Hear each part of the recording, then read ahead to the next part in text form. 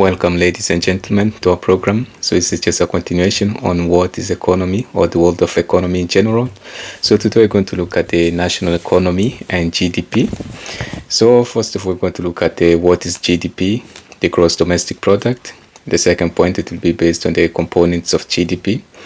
Then third point, it will be based on the types of GDP. So we have several types.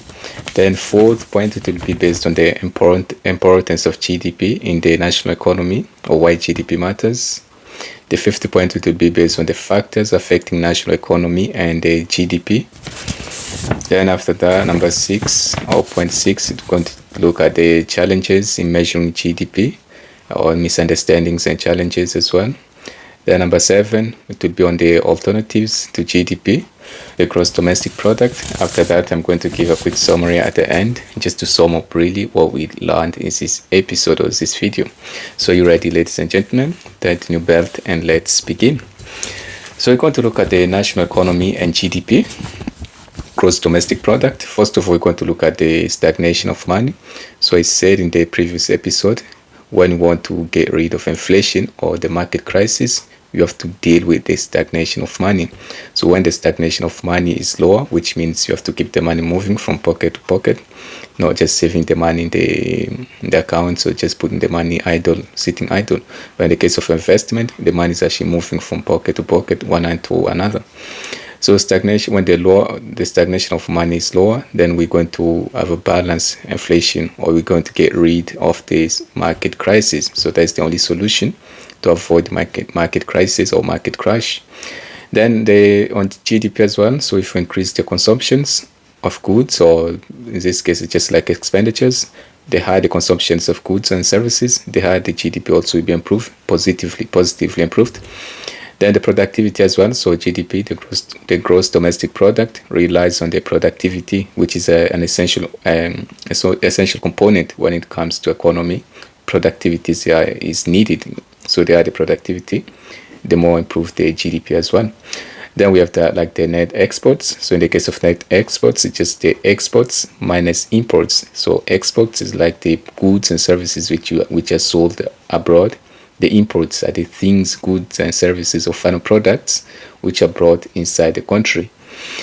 When you increase the net exports, it's going to improve as well the GDP, the gross domestic product. So then the fourth element which can affect on the GDP and the national economic the national economy is a recession. When the recession hits, it's just the recession, just the economic decline. So when the economy goes down, we're going to expect a negative effect on GDP and the national economy as well.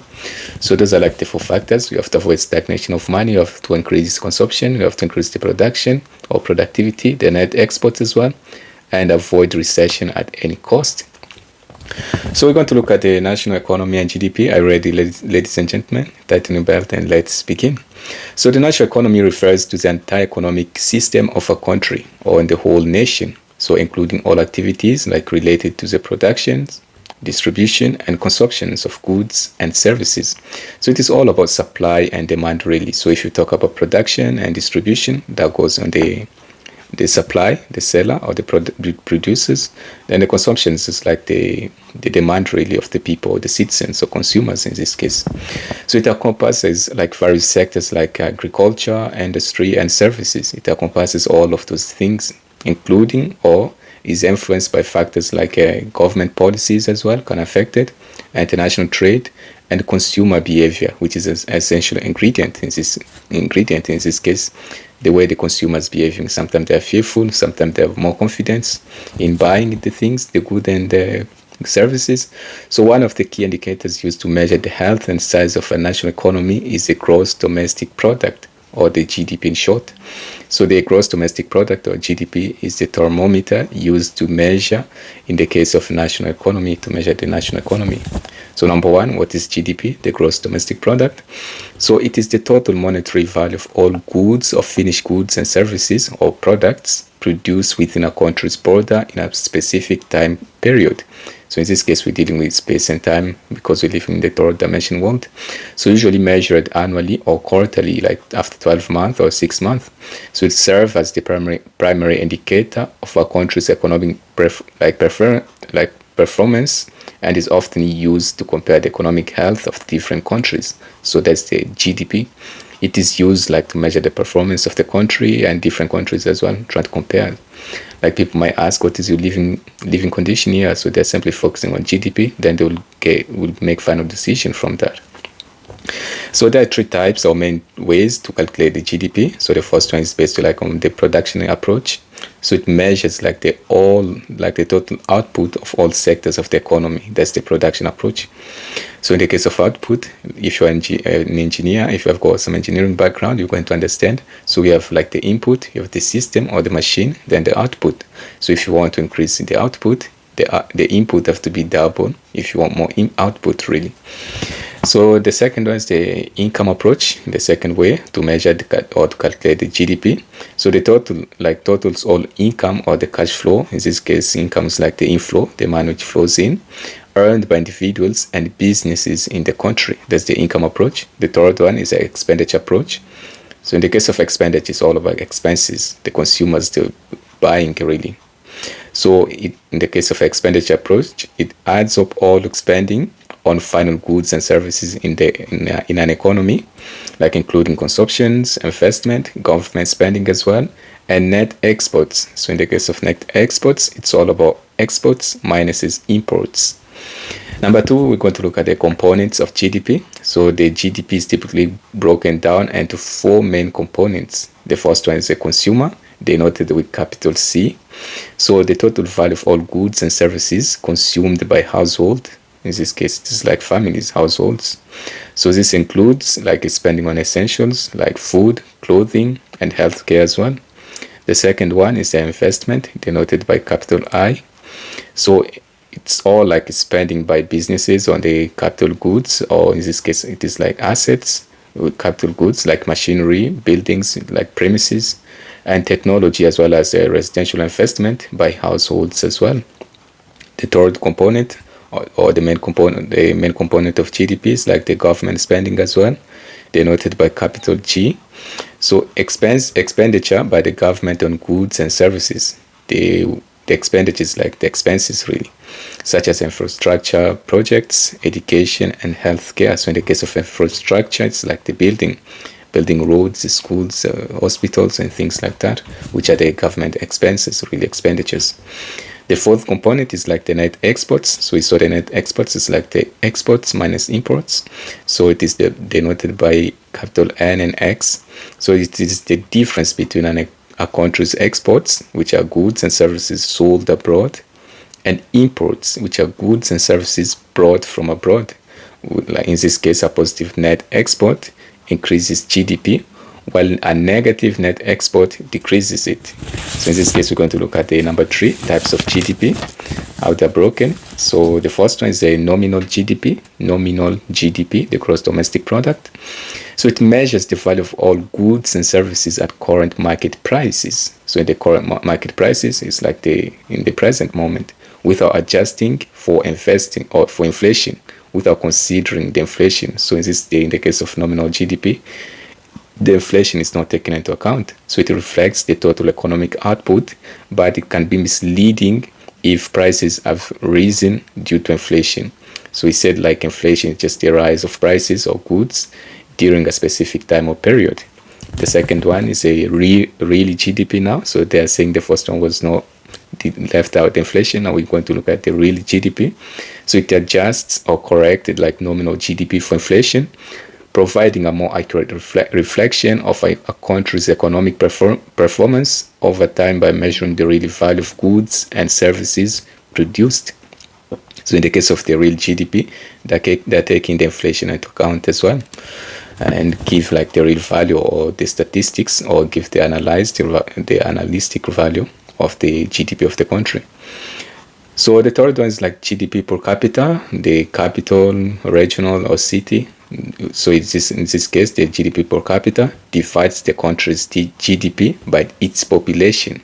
So it is more reflecting on the population, putting emphasis on the population of the country, giving an average economic output per person or individual.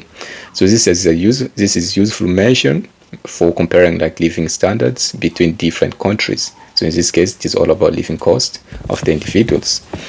The fourth one is we're going to look at the importance of GDP in the national economy. So in this case, we're going to look why GDP matters in a country or any nation. So the first one, we have like economic health indicator. GDP is a key metric used by governments, like policymakers in the case of the fiscal policies, and economists like to access or examine the overall health and growth of the economy within the country or within the nation. So a rise in GDP usually indicates economic expansion, while a decline in GDP can signal a recession. So in this case, we say recession is just a period of temporary economic decline. So in the case where trade and industry activities are reduced, there's just a recession. So when the recession hit, that means the economy is declining really. The second one is the government policy. We're still on the importance of GDP in the national economy. So in the case of government policy, changes in GDP influence government policies on taxation as well, like spending and a monetary policy. So when there's a big change in GDP, the government also they are going to change their policies on taxation, spending, and the monetary policy. So there's a joke in the first episode, in the case of inflation, I give the same joke as well in the case of taxation. So they say a fine is a tax you pay for doing wrong, but a tax is a fine you pay for doing well or performing good. Either way, you still have to pay tax or fine. So in this case, we're going to look at, so for example, of the government policy, we have like during economic downturns, governments may increase spending like to stimulate or trigger growth as well. The third one is investment decisions, like investors and businesses often use GDP growth trends to make informed decisions about investments as well. Like a growing economy can attract more foreign investment and create opportunities for businesses, which is great in the case of creating more jobs or more employment. The fourth one, the importance of GDP, is like employment and wages. So a strong GDP growth typically leads to higher employment rates and wages. So when the GDP is higher, you're going to see high employment rates, and the wages will be improved as well. High salaries, high wages. As businesses expand and hire more workers or new employees. The fifth one is the factors affecting national economy and GDP. The fourth one is like the factors. The number one is like consumer confidence and the spending. So this is like the opposite of the deflation. So in the case of deflation, the consumers have the fear to purchasing something. So they're expecting maybe in the near future or tomorrow the price is going to decrease. There's like deflation is like when the price goes lower than the means. Inflation is like the rise of prices of goods and services in the specific time, given a specific time or period. So in this case, the consumer confidence and the spending. So when consumers are confident, like in the economy, they tend to spend more, like without boosts, which boost like consumptions. So if the consumer is more confident, they spend more and boost the consumption as well, which is the largest component of GDP, as we saw from the beginning. So the second one is like the government policies as well, like the fiscal policies, which is the government usually use like the revenues and expenses and expenditures to try to control the economy of the country. So in this case, can be like taxation and the government spending, and monetary policies like playing with the interest rates and the money supply. In this case, you need like we need like the general central banks as well. They're the ones who usually increase or decrease the interest rates to try to encourage people or discourage people from borrowing. And the money supplies like printing more money as well, trying to give to investors, small businesses, large businesses as well. So it can directly affect the GDP growth by stimulating or slowing down economic activity. The third one on the factors affecting national economy and GDP is like the global trade as well. So a country's GDP is influenced by its trade relationships. So it is crucial for every country to have good trading relationships. It's like to increase your economy. So exports add to GDP, while imports subtract from it. Like trade arguments, you need trade arguments, you need tariffs as well. So tariff is just like a tax imposed on all the imports, the goods and services which come in or which come up from abroad. And the exchange rates can all impact the balance of trade and consequently GDP as well. So in the case of exchange rates, you have like euro to pound or pound to dollar, dollar to euro, something like that. So all of those really can impact like the balance of trade and and the GDP at the same time. The fourth factor is like the technological advancement. In this case, it's all about industrialization. So innovation and improvements in technologies can increase productivity, which is a key factor as well when it comes to GDP, to increase the GDP, like leading to high economic output and GDP growth as well.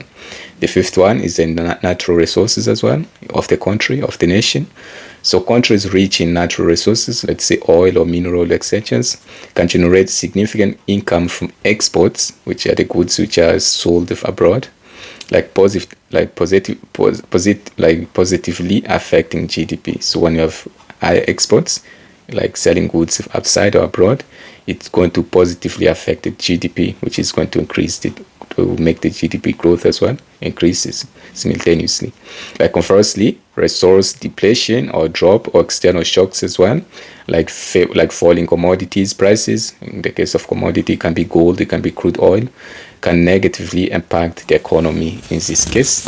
So all of those are like the things which, in this case, the factors affecting national economy and the GDP, the gross domestic product.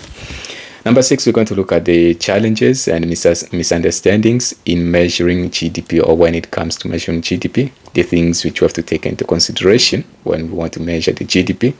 So the first one is like the informal economy. Informal economy is not formal, so it is informal. So the GDP may not fully capture, so in this case, GDP may not fully capture the informal or black market sectors. In the case of black market, it's like the illegal markets, people selling things on internet, or black market, black internet, or black web.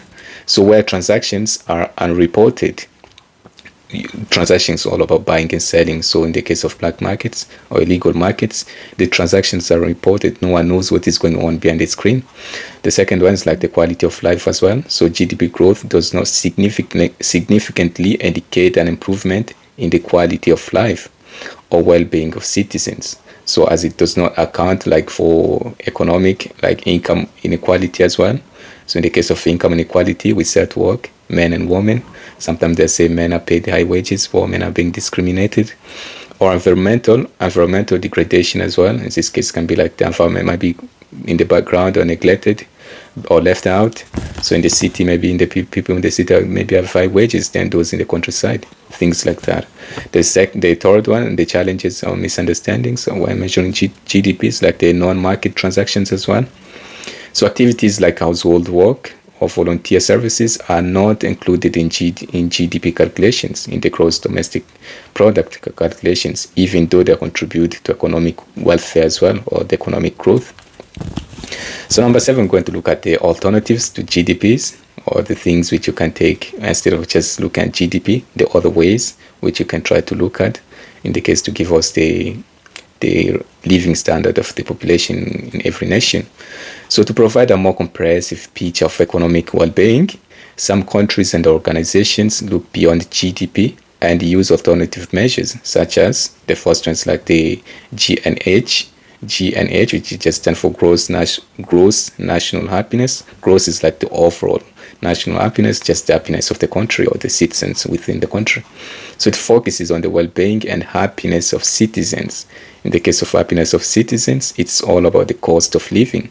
Are the prices too high, or like the goods, the loaf of bread? So you have to decrease all of those to make the citizens happy.